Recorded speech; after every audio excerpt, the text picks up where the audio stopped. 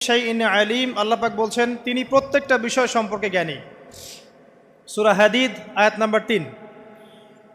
তো আমরা বুঝতে পারছি যখন কোনো কিছু ছিল না তখন আল্লাহ রাব্বুল আলামিন ছিলেন, আবার যখন কিছু থাকবে না তখন আল্লাহ পাক থাকবেন।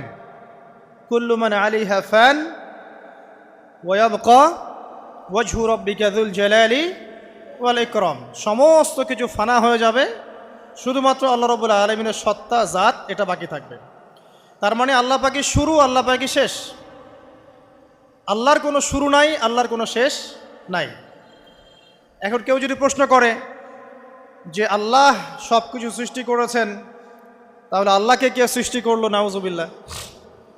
তো তখন আমরা বলবো যে যদি কেউ আল্লাহকে সৃষ্টি করতো তাহলে তো সেই সৃষ্টিকর্তা হয়ে যেত, তাই নয় কি? এভাবে এক এক করে যদি আমরা